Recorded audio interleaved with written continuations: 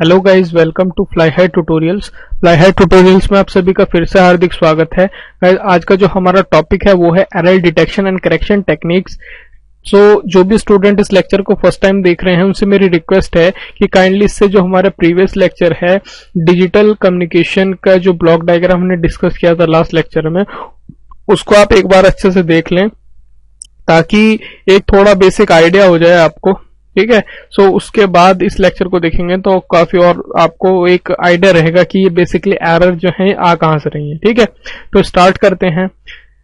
थोड़ा सा अगर आपको एरर डिटेक्शन एंड करेक्शन के बारे में बात करें, जैसे कि मैंने लास्ट टाइम भी आपको डिस्कस किया था कि जब डेटा जो है आपका ट्रेवल करता है सोर्स से डेस्टिनेशन की साइड, ठीक है, तो कुछ एरर जो है उसमें इंट्रोड्यूस हो जाती हैं। यानी कि जो हमारा डेटा जो बाइनरी फॉर्म में होता है, लास्ट टाइम आपको मैंने बताया था एनकोडर के थ्रू कि बाइनरी फॉर्म में जो होता है हमारा डेटा, सो बेसिकली ये करप्ट हो सकता है। यानी कि जब सोर्स से आपका डेस्टिनेशन की तरफ जाएगा तो करप्ट हो सकता है। करप्ट कैसे होगा कि बिट्स आपकी चेंज हो सकती हैं, 0 है ये 1 हो सकता है, ये 0 हो सकता है, तो करप्ट हो सकता है। और जो ये करप्ट होता है डेटा, ठीक है, तो ये किसी एक आपका सिंगल बिट नहीं होती है बल्कि बर्स्ट की फॉर्म में होता है। ठीक है, सो जनरली अब हमारे पास दो स्ट्रेटजी होती हैं एरर के साथ डील करने के लिए। एक है कि एरर को डिटेक्ट करें पहले, ठीक है, और फिर उसको करेक्ट करें, तो उसे कहेंगे error detection and correction techniques. So इसमें कुछ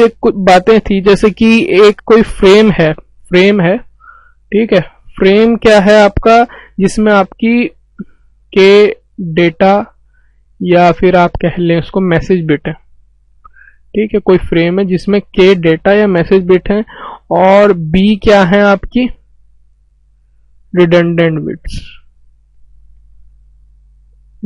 बिट्स या फिर इन्हें कहते हैं चेक बिट्स भी। ठीक है, रिडंडेंट बिट्स और चेक बिट्स भी कहते हैं। तो जो टोटल लेंथ होगी, टोटल लेंथ तो एन बोलता हूं मैं, टोटल लेंथ जो होगी एन जो होगी वो होगी के प्लस बी। यानी कि मैसेज बिट या डेटा बिट में जो चेक बिट्स ऐड करूंगा तो मुझे एन मिलेगी। और जो एन है वो क्या है आपकी, यहाँ पर एन बिट यूनिट को हम क्या कहते हैं, इसको कोड वर्ड कहते हैं। ठीक है, ये मेरा कोड वर्ड है। ठीक है, सो आप अगर समझें तो इसको ऐसे लिख कर सकते हैं कि सपोज कीजिए ये आपका डेटा है, यानी कि डेटा या मैसेज बिट्स हो गई हैं, और इसमें अगर मैं चेक बिट्स ऐड कर देता हूं, ठीक है, तो ये पूरा का पूरा हो गया आपका एन। और एन आपको मैंने बता दी है के प्लस बी, एक आपको आइडिया देने के लिए कि एक फ्रेम में बेसिकली एक कोड वर्ड में होगा क्या, उसमें क्या होंगे, डेटा बिट्स होंगे और चेक बिट्स होंगी। ठीक है, तो इसको मैं क्या बोलूंगा, एन बिट का कोड वर्ड। अंडरस्टैंड? सो ये कुछ बेसिक बात थी जो आपको पता होनी चाहिए। नेक्स्ट इसमें है हमारा हैमिंग डिस्टेंस। ठीक है, हैमिंग डिस्टेंस अब क्या है आपकी, अब सपोज कीजिए दो कोई कोडवर्ड आपको लेने हैं। दो कोडवर्ड क्या है कि उसमें जो नंबर ऑफ एलिमेंट्स हैं सेम है। नंबर ऑफ एलिमेंट सेम होने का मतलब क्या है कि आपको एक एग्जांपल से बता देता हूं। ये सपोज कीजिए आपका है कोडवर्ड नंबर 1। कोडवर्ड 1 किस तरीके से आपका 8 बिट का है, ये है 11010100। ठीक है, ये कोडवर्ड 1 है। दूसरा है आपका कोडवर्ड 2। कोडवर्ड 2 किस तरीके से आपका, ये है 01011110। ठीक है, कोडवर्ड 1 ये है और कोडवर्ड 2 ये है आपका, 1 ये और 2 ये। ठीक है, तो हैमिंग डिस्टेंस क्या है, ये बेसिकली डिस्टेंस है बिटवीन टू कोडवर्ड्स, जबकि आपकी जो रेस्पेक्टिव एलिमेंट्स हैं वो किस तरीके से चेंज हो रहे हैं। समझाता हूं किस तरीके से एग्जांपल में, कि जैसे सपोज कीजिए यहाँ पे कोडवर्ड 1 में क्या था 0 और ये चेंज होके क्या हो गया आपका 1। ठीक है, एक चेंज हो गया है, 0 था 0 ही है, 1 था 1 ही है। इसी तरीके से जो सेम है यहाँ पे 0 का था, इसका भी 1 हो गया है, तो ये भी चेंज हो रही है आपकी। ठीक है, ये सेम है, ये सेम है, ये सेम है, और इसी तरीके से ये बिट चेंज हो रही है आपकी। ठीक है, सो यहां पर हो क्या रहा है कि जो बिट 2 है, बिट 4 है, ठीक है, और बिट 8 जो है ये डिफर है एक दूसरे से। तो आप ये कह सकते हैं कि जो हैमिंग डिस्टेंस है ना, हैमिंग डिस्टेंस जो है वो हो गई 3। या 3। क्यों? क्योंकि जितनी बार बिट चेंज हो रही है कोड वर्ड से दूसरी कोड वर्ड में चेंज हो रही है, ठीक है, बिट डिफर हो रही है, वही उसकी हैमिंग डिस्टेंस कहलाती है। ठीक है, ये चीज आप समझ लें। हैमिंग डिस्टेंस है क्या, यहाँ पे देखिए आप 0 1 हो रहा है या 1 से 0 होता तो एक बिट चेंज हुई, ये दूसरी बिट चेंज हुई, ये तीसरी बिट चेंज हुई, तो हैमिंग डिस्टेंस जो है वो होगी आपकी 3। ठीक है, ये आपको होप बड़ा ही इजी एक तरीका है हैमिंग डिस्टेंस कैलकुलेट करने का, ये आपको समझ में आओगा। इसी में एक चीज आती है आपकी हैमिंग वेट। हैमिंग वेट, अब हैमिंग वेट क्या है कि सपोज कीजिए आपको कोई कोड दिया हुआ है, ठीक है, कोड वेक्टर या कोड वर्ड दिया हुआ है। कोड वर्ड क्या है आपका, ये है ये 1101010, ये आपको कोई कोड वर्ड दिया हुआ है। ठीक है, और इसमें आपको क्या बताना है कि इसका हैमिंग वेट क्या है। तो हैमिंग वेट बेसिकली होता है क्या है कि जितने भी नॉन जीरो एलिमेंट्स होते हैं कोड वर्ड में वो उसका हैमिंग वेट कहलाता है। समझ गए? जितने भी नॉन जीरो एलिमेंट, अब नॉन जीरो एलिमेंट क्या होंगे बाइनरी में, या तो 1 ही हो सकता है, तो कितने वंस हैं इसमें, सिंपली 1 2 3 एंड 4, तो इसका हैमिंग वेट कितना हो गया है, वो हो गया 4। ठीक है, ये समझ में आया। जितने भी नॉन जीरो एलिमेंट्स होंगे किसी भी कोड वर्ड में वो उसका हैमिंग वेट कहलाएगा। और हैमिंग डिस्टेंस मैंने बता दी है कि दो कोड वर्ड्स में बिट इंटरचेंज किस तरीके से हो रही है, डिफर किस तरीके से हैं, वो उसकी हैमिंग डिस्टेंस कहलाएगी। ठीक है, होप कि जो हैमिंग डिस्टेंस और हैमिंग वेट का कॉन्सेप्ट है ये आपको काफी हद तक क्लियर हुआ होगा। हो सकता है इस पे एक आध क्वेश्चन आपको छोटे लेवल के एग्जाम में पूछ ले जा सकता है। नेक्स्ट है मेरा मिनिमम डिस्टेंस या डी मिनिमम से भी जिसको डिनोट करता हूं। ठीक है, तो मिनिमम डिस्टेंस या डी मिन क्या है आपका, ये है आपकी smallest Hamming distance between any pair of code vectors या कोड वर्ड्स के बीच में जो मिनिमम हैमिंग डिस्टेंस है वही आपकी मिनिमम डिस्टेंस है। ठीक है, इसमें कुछ टर्म्स बनती हैं आपकी, उनके बारे में आपको डिफाइन करना जरूरी है कि एरर डिटेक्शन या करेक्शन कैपेबिलिटीज क्या है कोडिंग टेक्निक्स की, वो डिपेंड करता है आपका मिनिमम डिस्टेंस से। ठीक है, क्या कह रहा हूं मैं कि जो आपकी error detection and error correction capabilities जो हैं वो आपकी डिपेंड करती हैं किस पे, डी मिनिमम पे, यानी कि मिनिमम डिस्टेंस पे। वो कैसे कि अब सपोज कीजिए कि एक आपको मैं बता देता हूं कि क्या है कि ये डिटेक्ट करेगा, detect up to s errors per word, मतलब हर एक वर्ड में से एस एरर पर वर्ड आपकी डिटेक्ट करेगा। कब? जबकि आपकी कंडीशन है कि जो डी मिन है यानी कि मिनिमम डिस्टेंस जो है वो ग्रेटर देन इक्वल टू होनी चाहिए s+1 से। ठीक है, ये एग्जांपल आपको मैं दूंगा, काफी हद तक क्लियर होगा। ठीक है, डिटेक्ट तो कर सकता है आपका कि अगर डी मिन जो है मिनिमम डिस्टेंस जो है वो ग्रेटर देन इक्वल टू होगी s+1 से, यानी कि s+1 या S errors per word detect कर सकता है। इसी तरीके से जो करेक्ट कर सकता है up to t errors per word. ठीक है, यहाँ पे आप सिर्फ इनके जनरल फॉर्मूलाज याद कर लें, मैं नेक्स्ट जो आपको एग्जांपल कराऊंगा उससे आपको ये चीजें काफी हद तक क्लियर हो जाएंगी। तो करेक्ट कब तक कर सकता है, जबकि आपकी जो डी मिन है यानी कि मिनिमम डिस्टेंस जो है वो ग्रेटर देन इक्वल टू होनी चाहिए 2t+1 से। ठीक है, और इसी तरीके से करेक्ट कर सकता है up to t errors and detect कर सकता है कि s is greater than t होना चाहिए। ठीक है, s एरर पर वर्ड, जबकि आपकी मिनिमम डिस्टेंस जो है वो ग्रेटर देन इक्वल टू होना चाहिए t+s+1 को। ठीक है, तो आपको यहाँ पे बेसिकली ये दो फॉर्मूले याद रखने हैं कि अगर एक जो आपका वर्ड है उसमें से कितनी एरर डिटेक्ट कर सकता है, तो उसमें होगा आपका जो डी मिनिमम है वो आपका ग्रेटर देन इक्वल टू चाहिए s+1 से, और करेक्ट कर सकता है अगर डी मिन जो है वो ग्रेटर देन इक्वल टू है 2t+1 से। ठीक है, एग्जांपल के थ्रू मैं आपको समझाने की कोशिश करता हूँ, बहुत अच्छे तरीके से आपको क्लियर हो जाएगा। ठीक है, तो क्वेश्चन मेरा क्या है, क्वेश्चन है कि for a Hamming distance of 5, Hamming distance आपको दे दी है 5। ठीक है, हैमिंग डिस्टेंस मैंने आपको बताया था उसको कहता हूं मैं डी मिन। ठीक है, तो वो दे दी है आपको 5।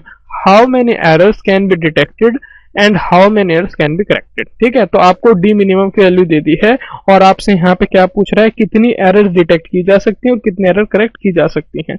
अब मैंने आपको जो फर्स्ट है, आपको मैंने बताया था कि एरर कितनी डिटेक्ट की जा सकती हैं, उसके लिए बताया था आपको कि डी मिनिमम जो है वो ग्रेटर देन इक्वल टू होना चाहिए s+1 से, यही बताया था ना।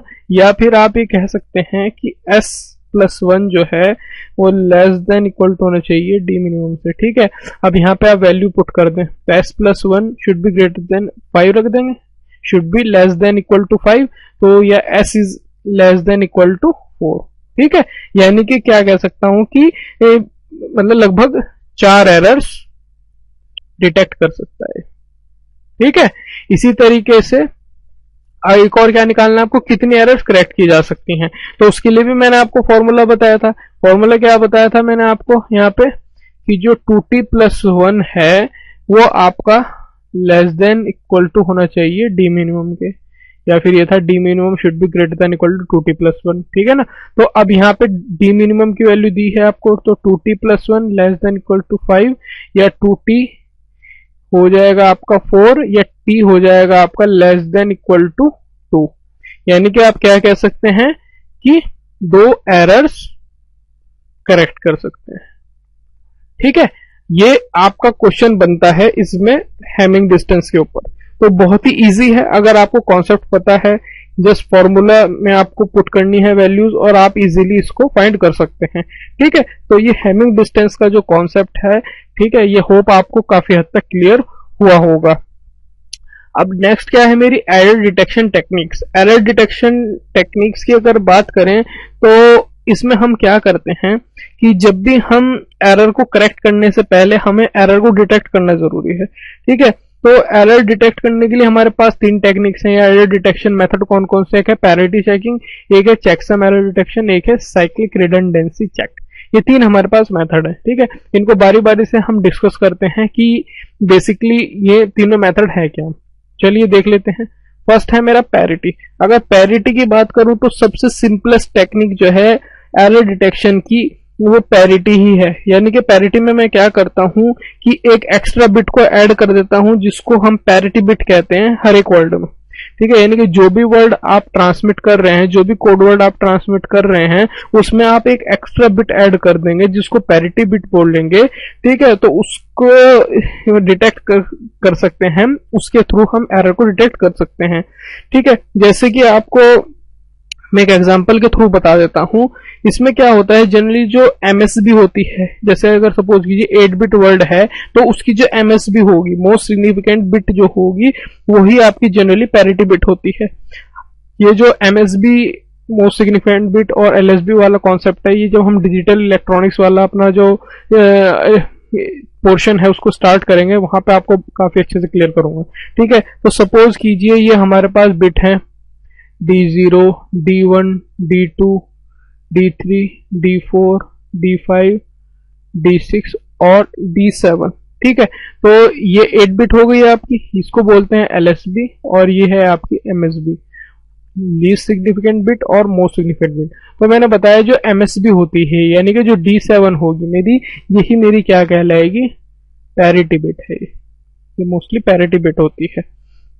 ठीक है, तो अब जो पैरिटी होती है 8 बिट ट्रांसमिटेड वर्ड की, ये आपका 8 बिट वर्ड है आपका। ठीक है, अब जब मैं इसको ट्रांसमिट करूंगा तो जो आपकी पैरिटी बिट जो इसमें मैंने ऐड की है, तो वो आपकी इवन पैरिटी भी हो सकती है और ऑड पैरिटी भी हो सकती है।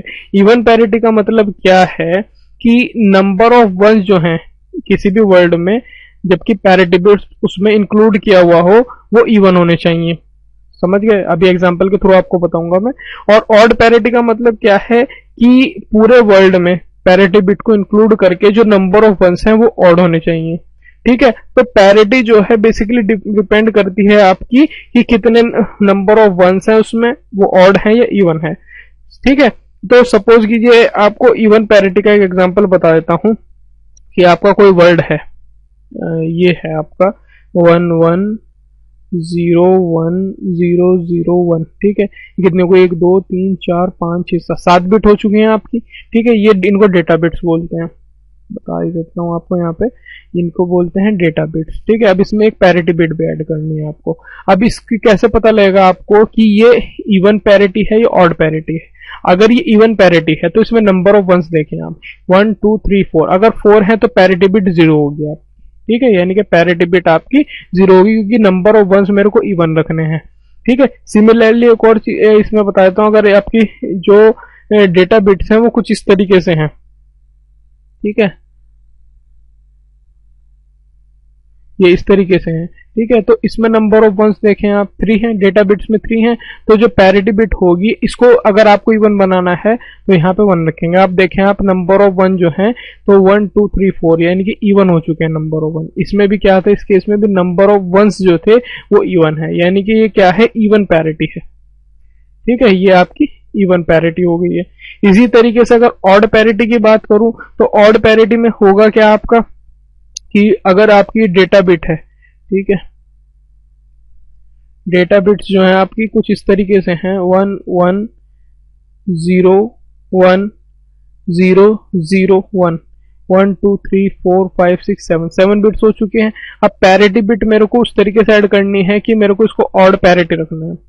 ठीक है, तो ऑड पैरिटी केस में नंबर ऑफ वंस आप काउंट करें तो 1 2 3 4, यहाँ पे इवन है नंबर ऑफ वंस, इसको बनाना है पूरे को ऑड पैरिटी के लिए। ठीक है, तो यहाँ पे 1 होगा, यानी कि नंबर ऑफ वंस जो है वो ऑड हो जाएंगे, 1 2 3 4 5, यानी कि यहाँ पे 5 वंस हैं, तो ये ऑड पैरिटी हो गई है, समझे।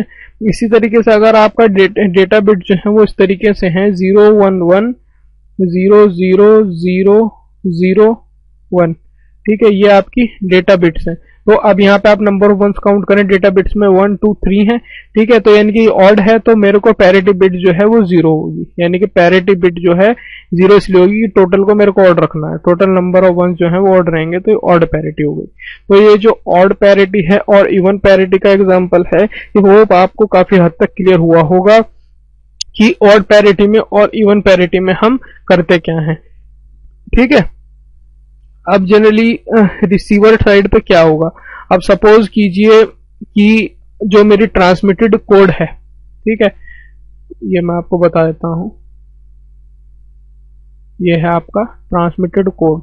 ट्रांसमिटेड कोड आपका कुछ इस तरीके से है 0 1 0 0 1 0 1 1 0। ठीक है, ये क्या है आपकी, ये पैरिटी बिट है, और ये आपकी सब क्या है,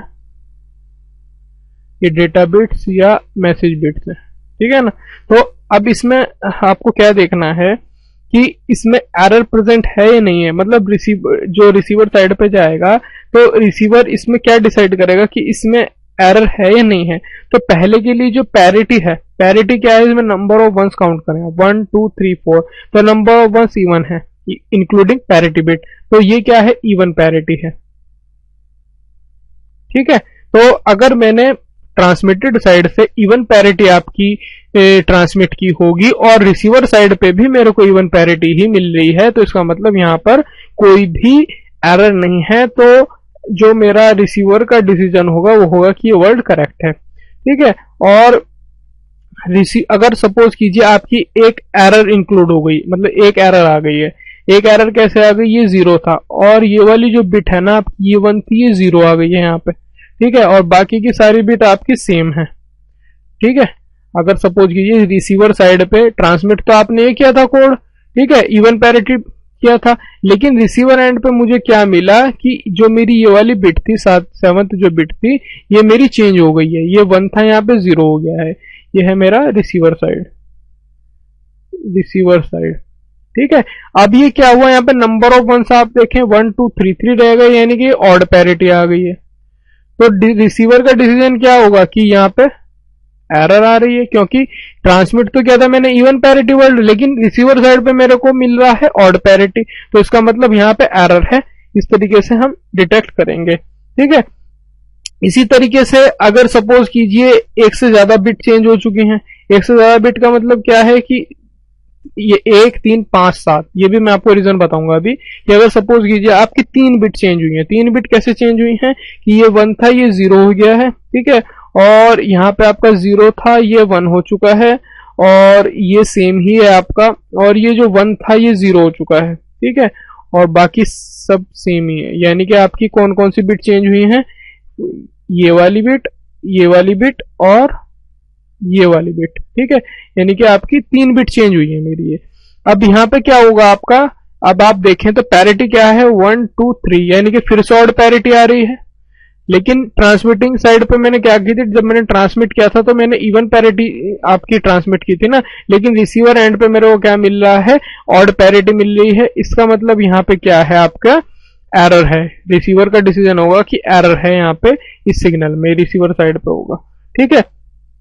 अब जनरली होता क्या है कि आपने पैरिटी के बारे में पढ़ा कि 1 बिट चेंज हो रही है, 3 बिट चेंज हो रही है। अब सपोज कीजिए कि एक जगह पैरिटी चेकिंग जो है ये फेल हो जाता है एरर डिटेक्शन में। वो कैसे होता है कि अगर सपोज कीजिए आपने ट्रांसमिट किया कुछ कोड, ट्रांसमिट किया गया, आपने ये कोड ट्रांसमिट किया 0, ये आपका ऑब्वियस है P है, यानी कि पैरिटी बिट है, और ये किया आपने, ये बिट आपने, यानी कि ये मैसेज आपने ट्रांसमिट किया ट्रांसमीटर एंड पे, ठीक है। और रिसीवर एंड पे मुझे क्या मिला कि 2 बिट मेरी चेंज हो गई है। 2 बिट मेरी कैसे चेंज हुई कि पैरिटी बिट तो आपकी 0 ही है, लेकिन 2 बिट जो थी ये 1 ही थी। ये जो 2 बिट है ये और ये चेंज हो गई है, यानी कि ये 1 1 हो गई है, ठीक है। और बाकी मेरा सेम है मैसेज, ठीक है। यहां पे आप देखें, यहां पे पैरिटी क्या थी इसकी, यहां पे थी इवन पैरिटी थी ना। रिसीवर एंड पे जब ये पहुंच रहा है, यहां पे 2 बिट चेंज हो चुकी हैं, लेकिन पैरिटी क्या है आपकी 1 2 3 4 5 6, पैरिटी फिर भी इवन ही है। यानी कि 2 बिट चेंज हो गई है, लेकिन रिसीवर का जो डिसीजन होगा वो अब भी इवन पैरिटी है, यानी कि ये बताएगा कि नो एरर। यानी कि रिसीवर जो है वो क्या बोल रहा है अभी भी आपका कि कोई एरर नहीं है, जबकि यहाँ पे मेरा हुआ क्या है कि 2 बिट चेंज हो चुकी हैं। लेकिन अगर ये पैरिटी ही सिर्फ काउंट कर रहा है तो यहाँ पर भी इवन पैरिटी मैंने कोड सेंड किया था और रिसीवर पर भी इवन पैरिटी मिल रही है। तो इस तरीके से यहाँ पे फेल हो जाता है कि अगर इवन टाइम में अगर आपकी बिट्स चेंज हो रही हैं तो यहाँ पे ये इवन ही बताएगा, ठीक है। तो यहाँ पे आपका क्या है, पैरिटी चेकिंग जो है फेल हो जाती है। तो इसको कह सकते हैं हम कि ये शूटेबल नहीं है कि जहां पर 2 4 6 इस तरीके के एरर्स हो, यानी कि इवन नंबर के एरर जहां पे हो रही हैं वहां के लिए शूटेबल नहीं है, ठीक है। तो इसको हम मतलब इसका जो एक सक्सेसफुल हमने अल्टरनेट निकाला है वो है हमारा नेक्स्ट मेथड, जो है कि हमारा चेकसम फॉर एरर डिटेक्शन, ठीक है। ये हमारा मेथड है, ये इसका काफी एक अच्छा अल्टरनेट हो सकता है, ठीक है। जैसे कि हमने लास्ट टाइम अभी डिस्कस किया, उसमें हमने क्या बताया कि जो पैरिटी है वो डिटेक्ट नहीं कर सकती है 2 या इवन नंबर ऑफ एरर्स को, ठीक है। एक वर्ड में अगर 2 एरर आ रही हैं या इवन नंबर की एरर्स आ रही हैं तो उनको डिटेक्ट नहीं कर सकता है। तो इसी को ओवरकम करने के लिए हमने क्या किया है, ये चेकसम मेथड हमने यूज किया है। अब इसमें क्या होगा चेकसम मेथड में कि सपोज कीजिए हम क्या करते हैं, जो भी वर्ड हम ट्रांसमिट करते हैं उसको ऐड कर देते हैं उसके प्रीवियसली सेंट वर्ड में, यानी कि जो वर्ड हमने इससे पहले सेंड किया था और जो वर्ड हमें अब सेंड करना है उन दोनों को ऐड कर देंगे। इसी तरीके से हम चलते जाएंगे, ठीक है। बेसिकली होगा क्या कि जब हम सारे वर्ड सेंड कर देंगे तो और सारे वर्ड्स को हम ऐड करेंगे तो लास्ट में मुझे क्या मिलेगा, सम मिलेगा, जिसको चेकसम कहते हैं। और उस चेकसम को फिर मैं सेंड करता हूं ताकि वो मेरे को रिसीवर एंड पे मिल जाए, ठीक है। समझाता हूं मैं एक एग्जांपल के थ्रू। सपोज कीजिए ये आपका क्या है, ये वर्ड ए है, ठीक है। वर्ड ए में क्या है आपका, वर्ड ए है 1 0 1 1 0 1 1 1, ये वर्ड ए है। और वर्ड बी क्या है मेरा, वर्ड बी है आपका ये 0 0 1 0 0 0, ठीक है, 1 0, ठीक है। ये बेसिकली इनको ऐड करूंगा मैंने बताया ना आपको चेकसम की बात हो रही है, तो जो प्रीवियसली मेरा सेंड वर्ड है उसमें जो मेरा नेक्स्ट वर्ड मेरा ट्रांसमिट होने वाला है उसमें ऐड करूंगा इसको। तो ऐड कीजिए, होप कि आपको जो बाइनरी एडिशन है इसका कॉन्सेप्ट क्लियर होगा। नहीं भी क्लियर है तो मैं जो नेक्स्ट हम जो सीरीज स्टार्ट करेंगे डिजिटल इलेक्ट्रॉनिक्स में उसमें आपको काफी अच्छे तरीके से ये सब क्लियर कर दूंगा। फिलहाल आपको यहाँ पे जस्ट जनरल रूल्स बताता चलूंगा मैं। तो ये 1 में 0 ऐड करेंगे, सो ये हो जाएगा 1, 1 में 1 ऐड करेंगे तो सम आएगा 0, कैरी हो जाएगा 1, ठीक है। और 1 फिर से 0, फिर कैरी 1 और ऐड करेंगे ये 1, इसी तरीके से 0 1 और ये 1। ठीक है, तो सम क्या आ गया आपका, ये आ गया एक तरीके से आपका चेक सम। और इसको ही मैं ट्रांसमीटर साइड से इसको हर एक ब्लॉक के साथ में, हर एक ब्लॉक ऑफ डेटा बाइट्स के साथ में मैं इसको सेंड करूंगा। और रिसीविंग एंड पे भी मैं चेक सम को ही क्या करूंगा, डिटेक्ट करने की कोशिश करूंगा। ठीक है, सो ये है आपका चेक सम मेथड। मैं एग्जांपल के थ्रू आपको इसको ज्यादा बेटर क्लियर करने की कोशिश करता हूँ कि ताकि आपको काफी अच्छे से क्लियर हो जाए। इसमें एक बात ध्यान ये रखनी है कि जो भी कुछ हमारी एमएसबी आएगी या फिर कोई कैरी आएगा, उसको हमें इग्नोर करना है। एग्जाम्पल बता देता हूं मैं आपको। अब हमें क्या करना है, 4 हमें वर्ड्स दिए गए हैं, उनका हमें चेकसम फाइंड करना है। 4 वर्ड्स आपके कौन कौन से हैं। वर्ड 1 जो है आपका ये है 1 0 1 1 0 0 0 1, 8 बिट्स हो गई ना। इसी तरीके से अगला जो वर्ड है मेरा वो क्या है, 1 0 1 0 1 0 1 1। ठीक है, नेक्स्ट है मेरे इसी तरीके से 0 0 1 1 0 1 0 1। ठीक है, इसी तरीके से एक और मेरा क्या है 1 0 1 0 0 0 0 1। ये वर्ड ए है, ये बी है, ये सी है, ये डी है। ठीक है, यहां हमें क्या निकालना है, चेकसम निकालना है। चेकसम में बेसिकली करना क्या है, हमें एडिशन करना है। ये मैंने आपको लास्ट टाइम बताया ना। तो एडिशन में अब बेसिकली आपको इसमें कॉन्सेप्ट होप कि आपको डिजिटल इलेक्ट्रॉनिक्स का जो कॉन्सेप्ट है बेसिकली बाइनरी एडिशन का, वो आपको क्लियर होगा। अब यहाँ पे अगर इसका एडिशन करता हूं मैं, तो इसका एडिशन क्या आएगा, वो आएगा ये।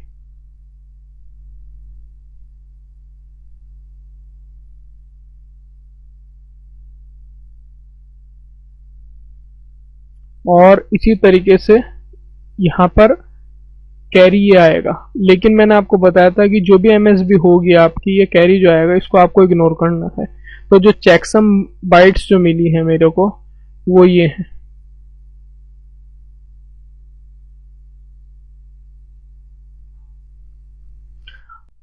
नेक्स्ट है हेमिंग कोड्स। सो हेमिंग कोड्स क्या है, बेसिकली आपके लीनियर ब्लॉक कोड्स हैं। हेमिंग कोड क्या है, आपके लीनियर ब्लॉक कोड हैं। तो अगर m is greater than equal to 3 के लिए, सो इसके लिए कुछ इक्वेशंस होती हैं, कुछ इक्वेशन डिफाइन की जाती हैं हेमिंग कोड्स के लिए, वो आप नोट कर लीजिए। तो सबसे पहला है इसमें ब्लॉक लेंथ। ब्लॉक लेंथ होती है आपकी, इसको रिप्रेजेंट करता हूं मैं n से, और इसकी वैल्यू होती है 2 की पावर m माइनस 1। इसी के साथ साथ number of message bits, number of message bits को रिप्रेजेंट करते हैं हम k से, और इसकी वैल्यू होती है 2 की पावर m माइनस 1। यानी कि अगर इन केस में m की वैल्यू अगर 3 है तो n की वैल्यू कितनी हो जाएगी, 2 की पावर 3 8 माइनस 1 यानी कि 7 आ जाएगी। इसी तरीके से नंबर ऑफ मैसेज बिट्स कितने आ जाएंगे आपके, k इज इक्वल टू कितना आएगा, 2 की पावर 3 8 माइनस 3 यानी कि 5 माइनस 1 यानी कि 4। तो नंबर ऑफ मैसेज बिट 4 आ गई आपकी, और ब्लॉक की लेंथ जो होगी वो 7 होगी। इसी के साथ साथ एक और फॉर्मूला है आपका नंबर ऑफ पैरिटी बिट्स, कि कितनी पैरिटी बिट्स होंगी उसमें, तो उसको रिप्रेजेंट करते हैं n माइनस के होती है। और अगर आप यहाँ पे सब्ट्रैक्शन करेंगे इसमें तो आपको मिल जाएगा m, यानी कि अगर m इज इक्वल टू 3 है तो नंबर ऑफ पैरिटी बिट्स भी आपकी 3 होंगी। फोर्थ इसमें आता है आपका the minimum distance, the minimum distance, और मिनिमम डिस्टेंस का मैंने आपको बताया था वो इसमें होगी 3। तो अगर इसमें आपको एरर डिटेक्शन और करेक्शन कैपेबिलिटीज अगर बताऊं मैं हेमिंग कोड्स की, तो इसमें मैंने आपको लास्ट टाइम भी डिफाइन किया था कि error detection and correction capabilities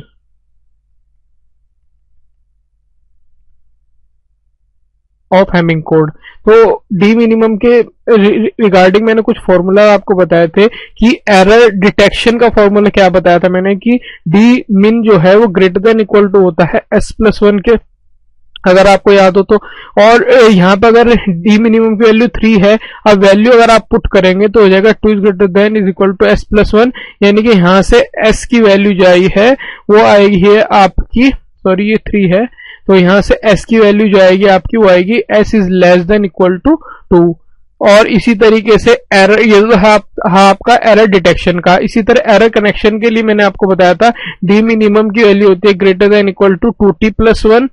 सो आप यहाँ पे अगर वैल्यू पुट करेंगे सो ये हो जाएगा आपका 3 is greater than equal to 2t plus 1, यानी कि t की वैल्यू जाएगी वो आएगी लेस देन इक्वल टू 1। इसका मतलब ये कह सकते हैं कि अगर d मिनिमम आपका जो है अगर 3 है तो पॉसिबली ये क्या है, 2 एरर को डिटेक्ट कर सकता है और 1 एरर को ही करेक्ट कर सकता है। यहां से आपको होप कि ये जो कॉन्सेप्ट है हेमिंग कोड का थोड़ा सा ये क्लियर हुआ होगा। जस्ट आपको यहाँ पे कुछ जो ये इक्वेशंस हैं इनको ध्यान में रखना है। नेक्स्ट इसमें देखते हैं हेमिंग कोड स्ट्रक्चर, कि हेमिंग कोड स्ट्रक्चर बेसिकली होगा क्या। जैसे कि मैंने आपको बताया हेमिंग कोड क्या है, बेसिकली लीनियर ब्लॉक कोड है, जो इसके इन्वेंटर थे R.W. हेमिंग, उनके नाम पर ही दिया गया है।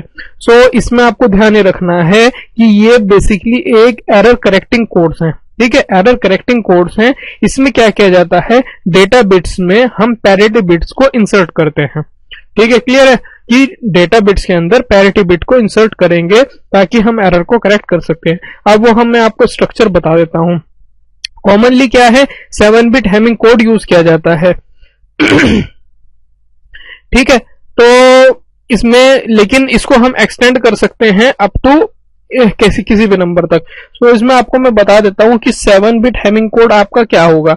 7 बिट हेमिंग कोड में आपका क्या होगा कि आपकी 7 बिट्स हमने यहाँ पे लिख ली हैं, ठीक है, 1 2 3 4 5 6 7।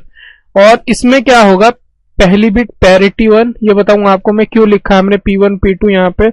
उसके बाद में ये डेटा बिट्स आ जाएंगे आपकी, फिर पैरिटी बिट्स, फिर डेटा बिट्स, फिर पैरिटी बिट्स, फिर डेटा बिट्स, यानी कि ये जो है ये आपकी पैरिटी बिट्स हैं और ये जो है आपकी डेटा बिट्स हैं। ये है आपका 7 बिट हेमिंग कोड। अब इसमें मैं आपको बता देता हूं कि पैरिटी बिट को कहां पे इंसर्ट करना है हमें। पैरिटी बिट को हमेशा आपको 2 की पावर n बिट पर इंसर्ट करना है, जहां पर n की वैल्यू जो है वो है 0 1 2 और 3।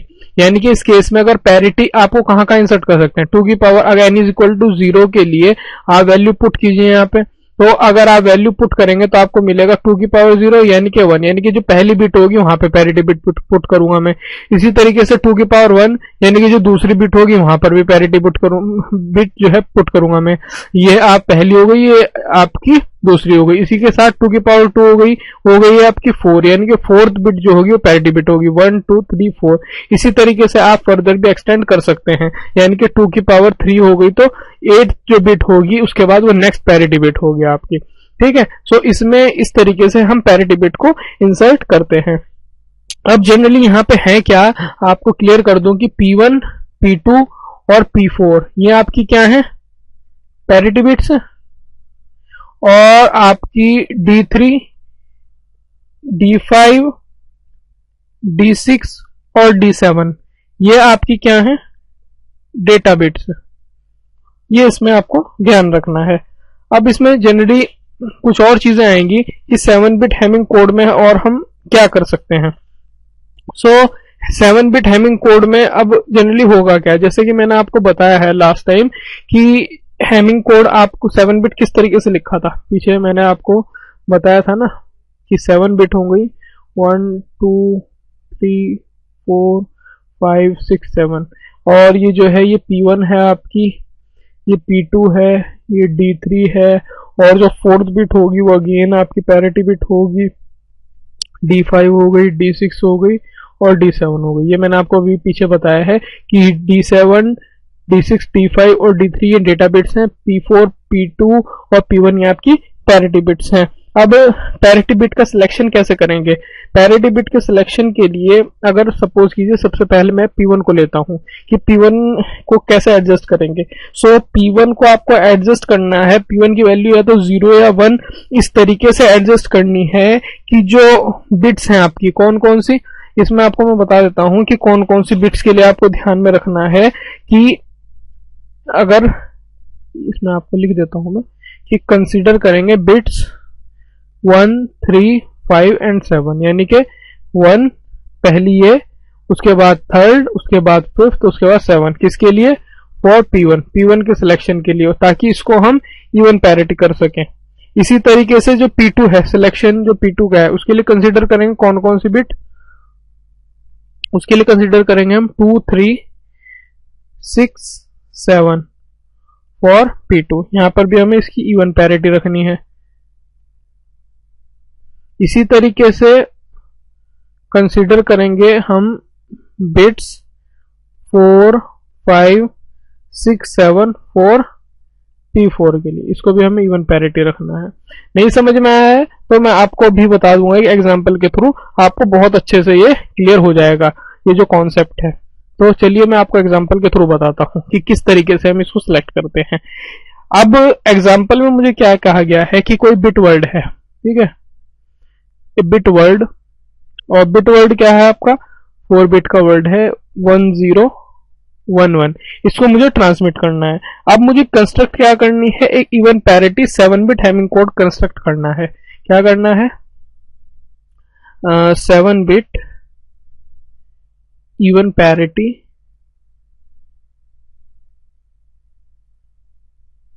हैमिंग कोड जनरेट करना है मुझे इसके लिए। अब मैंने आपको क्या कहा था कि जैसे कि आपको पता है कि कोडवर्ड फॉर्मेट क्या होता है 7 बिट के लिए, उसके लिए आपकी 4 बिट्स हैं, इनको आपको पुट करना है यहाँ पर। तो इनको अब हम कोशिश करते हैं रखने के लिए। ये आपकी 7 बिट करनी है ना, 1, 2, 3, 4, 5, 6, 7, और ये आपको बताते हैं P1 होती है, ये P2 होती है, ये D3 हो गई आपकी, ये P4 हो गई, ये D5 हो गई, ये D6 हो गई और ये D7 हो गई। अब डेटा बिट्स में ही आपको इनको इंसर्ट करना है, तो ये इस तरीके से आप पुट कर सकते हैं ना, 1, 0, 1 और ये 1। पैरिटी बिट्स को आपको चूज करना है। अब यही मेरा क्वेश्चन है कि पैरिटी बिट P1, P2 और P4 के लिए किस तरीके से सिलेक्ट करना है। अब मुझे क्या करना है, सबसे पहले डिसाइड करना है P1 के लिए। पहले क्या डिसाइड करते हैं P1 के लिए कि P1 के लिए क्या क्या वैल्यू रखूं। अब अगर आप देखें कि आपके लिए मैंने आप इसमें लास्ट स्लाइड में आपको बताया था ना कि P1 के लिए हम क्या देखेंगे 1, 3, 5, 7, कौन कौन सी बिट को कंसीडर करना है 1, 3, 5, 7। अब इसमें आप 1, 3, 5, 7 को देखिए। अगर 1, 3, 5, 7 को आप देखेंगे तो 1 तो आपकी पैरिटी बिट हो ही गई है, इसी के साथ साथ जो 3, 5 और 7 है, 3, 5 और 7 क्या है 1, 1 और 1 है, यही है ना। तो अगर आपका जो इसमें को मैंने क्या बताया था आपको P1 के सिलेक्शन के लिए इसको इवन बनाना है, तो 3, 5, 7 ये क्या आ रही है, ये आपकी ऑड बन रहा है, तो इवन पैरिटी मुझे सिलेक्ट करनी है, तो P1 की वैल्यू क्या रखूंगा मैं 1, तो यहां पर आप 1 लिख दीजिए। समझ में आया? ये कहने का मतलब ये है कि P1 के लिए डिसाइड करेंगे कौन कौन सी बिट को कंसीडर करना है 3, 5, 7, इनको आप उठा लीजिए। ये 3 आ गई है, ये 5 आ गई है, 7 आ गई है। अब इनकी पैरिटी देखिए आप, यानी कि ये ऑड है, नंबर इनका ऑड है, लेकिन मुझे चाहिए इवन पैरिटी। तो इवन पैरिटी के लिए मैं क्या करूंगा, अगर इनको 4 बनाया ना तो P1 की वैल्यू 1 रखूंगा तो इवन पैरिटी हो जाएगी मेरी, तो P1 की वैल्यू मेरी 1 हो गई। इसी तरीके से डिसाइड करना है मेरे को P2 के लिए, और P2 के लिए मैंने आपको बताया था कि कौन कौन सी बिट को मुझे देखना है। P2 के लिए आपको देखना है 2, 3, 6, 7, 2 तो है ही ऑलरेडी, 3, 6, 7 को देखना है। 3, 6, 7 को अब आप देखिए तो क्या है, ये आपका है 1, मतलब ये यहां से देख लेते हैं ना 7, ये 1, 6 है आपकी 0 और ये है 1, यानी कि 1, 0, 1 है। अगर इसमें आपको देखेंगे तो आपकी ये क्या बैठ रही है, इसमें 2 1 है, यानी कि इवन है। तो अगर इवन है तो P2 के लिए इसकी वैल्यू क्या लिख दूंगा मैं 0, क्योंकि इवन पैरिटी ऑलरेडी बन रही है, तो P2 की वैल्यू मैं 0 रखूंगा, तो P2 की वैल्यू यहाँ पे मैंने 0 पुट कर दी। इसी तरीके से हम डिसाइड करेंगे P4 के लिए, P4 के लिए भी क्या होगा, मैंने आपको बताया थी कौन कौन सी बिट्स को कंसीडर करना है आपको। 4 तो है ही है, 5, 6 और 7 को कंसीडर करना है। और 5, 6, 7 को आप देखेंगे तो ये क्या है आपकी 101 है 5, 6, 7, तो ये ऑलरेडी ये भी इवन है, तो P4 की वैल्यू क्या रखेंगे 0, क्योंकि ये ऑलरेडी इवन है तो P4 की वैल्यू भी आप 0 रखेंगे। तो इस तरीके से आपका जो कंप्लीट कीवर्ड हो गया है या कोड वर्ड हो गया है हेमिंग कोड, वो ये हो गया है 10110101। होप कि आपको क्लियर हुआ होगा कि इसमें बस आपको ध्यान ये रखना है कि जनरली कि P1 के लिए कौन सी बिट को कंसीडर करना है, P2 के लिए कौन सी बिट को कंसीडर करना है, P4 के लिए कौन कौन सी बिट्स को कंसीडर करना है। इसके लिए आप याद भी रख सकते हैं 357, 367 और 567। लास्ट में आपका 2 में 67 है और ये 57 है, ठीक है। और पहली बिट और दूसरी बिट और चौथी बिट ये तो आपको पता ही है पैरिटी बिट है। इसमें आप याद रखें 357, 367 और 567। इसके अकॉर्डिंग आपको इसको इवन पैरिटी में कंसीडर करते हुए इन बिट्स को लिखना है, ठीक है। तो होप कि जो कॉन्सेप्ट है हेमिंग कोड का ये आपको क्लियर हुआ होगा। इसमें से 1 या 2 क्वेश्चन आने की संभावना बनी रहती है हायर लेवल के एग्जाम में भी और लोअर लेवल के एग्जाम में भी। Next is cyclic redundancy check या CRC जिसे बोलते हैं। तो ये बेसिकली आपका काफ़ी इंपॉर्टेंट तो नहीं कहूँगा मैं एग्जामिनेशन पॉइंट ऑफ व्यू से, क्योंकि ये जो मेथड है काफ़ी लेंथी मेथड है, लेकिन आपको फिर भी इसके बारे में पढ़ लेना चाहिए कि आपको हो सकता है कोई एक क्वेश्चन इसमें से अराइज हो जाए। वैसे I think BSNL JEE exam के लिए इसमें से कोई ज़्यादा क्वेश्चन नहीं बनते हैं। तो पढ़ लेते हैं कुछ CRC के बारे में। सो CRC या साइक्लिक रिडंडेंसी चेक जो है ये एक टाइप का क्या है पॉलिनोमियल कोड है, ठीक है। पॉलिनोमियल कोड में होता क्या है कि एक बिट स्ट्रिंग होगी जो रिप्रेजेंट करेगी in the form of polynomial, जिसके कोफिशिएंट जो होंगे वो 0 और 1 ही होंगे अलोन। यानी कि कोई बिट स्ट्रिंग होगी वो आपकी किस फॉर्म में होगी पॉलिनोमियल के फॉर्म में, जिसके कोफिशिएंट 0 और 1 होंगे। इसमें ध्यान ये रखना है जो एडिशन और सब्ट्रैक्शन होते हैं वो आइडेंटिकल होते हैं XOR के।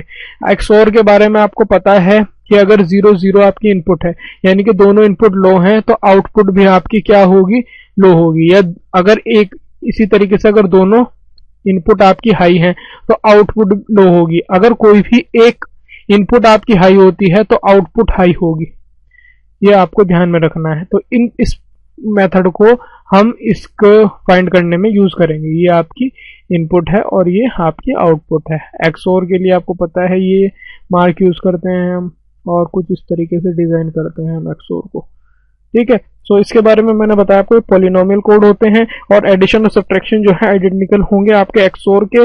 इसको ध्यान ये रखें कि ये पैरिटी चेक और checksum error detection method जो हमने लास्ट टाइम डिस्कस किया है उससे ज्यादा पावरफुल टूल होता है ये आपका। इसमें बेसिकली होगा क्या आपका साइक्लिक रिडंडेंसी चेक में कि कैसे CRC कोड जनरेट करेंगे। तो जैसे कि आपको कुछ डेटा है जो भी आपका मुझे रिसीवर पे रिसीव हुआ है डेटा, उसमें मैं क्या करूंगा कुछ बिट्स ऐड करूंगा। ये आपको मैं बताऊंगा कि कुछ 0 स्ट्रिंग्स जो है वो ऐड करूंगा। ये आप सपोज कीजिए ये n बिट्स है मेरी। उसके बाद में इसको डिवाइड करूंगा डिवाइजर से, यानी कि जो आपका डिवाइजर होगा उससे इसको डिवाइड करेंगे। उसके बाद अगर कुछ मेरा रिमाइंडर बचता है, अगर मेरा रिमाइंडर बचता है तो वो मेरा CRC कोड है, और अगर रिमाइंडर नहीं बचता है तो जो कोड है वो एरर फ्री है। ये आपको इसमें ध्यान रखना है। और जो CRC होगा वो सेम होगा आपका n बिट्स के, और जो डिवाइजर होगा वो होगा n+1 बिट्स होंगे इसमें। नहीं समझ में आया है तो आपको मैं जो एग्जांपल कराने जा रहा हूं उससे आपको काफी हद तक ये क्लियर हो जाएगा। चलिए एग्जांपल देख लेते हैं। अब इसमें जो है क्वेश्चन में मुझे ये कह रहा है कि CRC कोड जनरेट करना है मुझे डेटा वर्ल्ड के लिए। एक डेटा वर्ल्ड दिया हुआ है आपको। जो डेटा वर्ल्ड है वो है आपका 1100101101। ये आपको डेटा कोड दिया हुआ है और इसको डिवाइड करना है, यानी कि जो डिवाइजर है आपका, डिवाइजर जो है वो है आपका 10101, ठीक है। अब इसमें आप देखें कि आपका डेटा वर्ल्ड क्या है, यानी कि नंबर ऑफ डेटा बिट्स क्या है, नंबर ऑफ डेटा बिट्स उनको रिप्रेजेंट करते हैं हम m से, और वो कितनी है 4 4 8 and 1 9, वो 9 है आपकी। और नंबर ऑफ बिट्स जो होंगी कोड वर्ड में वो होंगी, इसमें ऐड करेंगे आप नंबर ऑफ जीरोज, उसके लिए बता देता हूँ जो मैंने आपको लास्ट टाइम बताया कि क्या बताया था ना मैंने आपको कि यहाँ पे डेटा वर्ल्ड हो गया, उसके बाद में कुछ जीरोज की स्ट्रिंग ऐड करेंगे। तो मैं आपको बताता हूँ जीरो कितने ऐड करेंगे आप। तो इसमें आपको जीरो ऐड कितने करने हैं, आप डिवाइजर में देखिए कितनी आपकी बिट्स हैं। तो इसमें डिवाइजर में देखेंगे आपकी 5 बिट्स हैं, तो जीरो की जो स्ट्रिंग होगी जिसकी जीरो जितने ऐड करेंगे वो भी 5 ऐड करेंगे यहाँ पे। यानी कि जो मेरा होगा कोड वो इस तरीके से होगा, यानी कि आप डेटा वर्ल्ड लिखें आप यहाँ पे 1100 10 101, ये तो हो गया आपका आपका डेटा वर्ल्ड। उसी के पास मैंने आपको बताया कि कितनी जीरो ऐड करनी है इसमें, 5, 1 2 3 4 5, ये आपकी एडिशनल जीरोज है, इतने जीरोज ऐड करेंगे। और उसके बाद इस जो पूरे को इस डिवाइजर से हम डिवाइड करेंगे। अब वो देख लेते हैं हम उसमें कैसे करेंगे। मेरे पास है क्या, जनरली मैंने आपको बताया कि हमारे जीरोज ऐड करने के बाद में हमें क्या मिला है, पूरा कोड वर्ड जो है वो है 1 1 0 0 1 0 1 0 1 0 0 0 0 0, 5 जीरोज आ गई है ना। ये था मेरे 9 बिट्स थे, इसमें 5 जीरो और ऐड कर दिया मेरी। और जो मेरा डिवाइजर है वो क्या है आपका 1 0 1 0 1, ये है ना 1 0 1 0 1, ये है। अब मुझे इसको डिवाइड करना है। डिवाइड कैसे करेंगे, आपको इसका 1 टाइम लिखेंगे आप 1 0 1 0 1। उसके बाद इसमें आपको मैंने बताया था एक्स और ऑपरेशन परफॉर्म करना है। तो एक्स और ऑपरेशन अगर परफॉर्म करेंगे तो मैंने बताया था कि अगर दोनों हाई होंगे या दोनों लो होंगी तो आउटपुट लो होगा, यानी कि जीरो होगा। तो इसके लिए जीरो, इसके लिए जीरो, इसके लिए वन, इसके लिए वन, और ये जीरो हो जाएगा अल्टीमेटली मेरा। यहाँ से मैं एक जीरो यहाँ पे ये वाला उतार लूंगा। तो इसको एक बार फिर से 1 टाइम इसको करूंगा मैं, तो आएगा 1 0 1 0 1। अब फिर से एक्स और ऑपरेशन परफॉर्म कीजिए तो 0 1 का ये हो जाएगा 1, ये 0, ये फिर से 1 और ये फिर से 1, यही आएगा ना इसमें, यानी कि 1 1 0 1। और अब यहाँ से आपको ना है 1, इसको फिर से 1 टाइम आप लिखेंगे तो हो जाएगा 1 0 1 0 1। इसको एक बार फिर से कीजिए तो ये 0, ये 1, ये 1 और ये 1, यही आएगा ना इसमें, यानी कि 111 0। और उसके बाद में हम इस वाली जीरो को यहाँ पे फिर से लिख लेंगे और फिर से हम इसको 1 टाइम करेंगे तो ये क्या हो जाएगा 1 0 1 0 1। फिर से एक्स और ऑपरेशन परफॉर्म कीजिए तो ये 1 हो जाएगा, ये 0, ये भी 0 और ये 1, यही होगा ना इसमें आपका 1 और ये 0 होगा आपका, ठीक है ना। यानी कि 1 0 0 1 और उसके बाद में हम फिर से ये वाली 1 यहाँ पर लिख लेंगे, ये वाली 1, ये 1 आ गया है। और उसके बाद फिर से आप इसको 1 टाइम करेंगे तो ये क्या हो जाएगा आपका 1 0 1 0 1। इसी के साथ में फिर से एक्स और ऑपरेशन परफॉर्म करेंगे तो ये 0, ये 1, ये 1 और ये सब 0 हो जाएंगे आपके, तो आपको मिलेगा 1 1 0। उसके बाद में आपको एक 0 यहाँ पर लिख लेनी है ये वाली, और ये नहीं जा रहा तो यहाँ पर भी हम क्या करेंगे 0 ऐड करेंगे। इसके बाद अभी भी नहीं हो रहा है तो एक और 0 के लिए फिर एक और 0 ऐड करेंगे, यानी कि यहाँ पे 2 0 बढ़ाने के लिए ऊपर 2 0 ऐड कर दिए मैंने, ठीक है। जैसे हम सिंपली डिवीजन में करते हैं वही सिंपल मेथड है वहाँ इसका भी। तो ये हो गया 1 0 1 0 1। अब फिर से एक्स ऑपरेशन परफॉर्म कीजिए तो हो गया 1, ये हो गया 0, ये फिर 1 और ये 1, तो ये क्या आ गया आपका 1 1 0 1। उसके बाद में आप फिर से 0 एक लिख लीजिए, उसके बाद ये क्या हो जाएगा 1 0 1 0 1, ये 1 टाइम हो जाएगा आपका, फिर से जाएगा 1 टाइम जाएगा ना। तो इसके बाद में आप इसको लिखेंगे तो हो जाएगा 1, ये फिर से 1 और ये हो जाएगा आपका 1 और ये भी 1, यानी कि 4 टाइम्स 1। उसके बाद में आपको फिर से एक 0 लिख लेनी है यहाँ पे, तो 0 जो हो जाएगी आपकी फिर से ये 1 टाइम जाएगा आपका 1 0 1 0 1। उसके बाद आपको रिजल्ट क्या मिलेगा यहाँ पे, ये 0 1 1, ये 1, ये 0 और ये 1, ये मिलेगा ना 1 0 1 1। उसके बाद आपको फिर से एक और 0 यहाँ पे ये वाली लिख लेनी है, इसको मैं यहाँ पे लिख देता हूँ अब, तो ये हो जाएगा मेरा 1 0 1 1 0। उसके बाद में इसके बाद फिर से 1 टाइम इसको मैं करूँगा,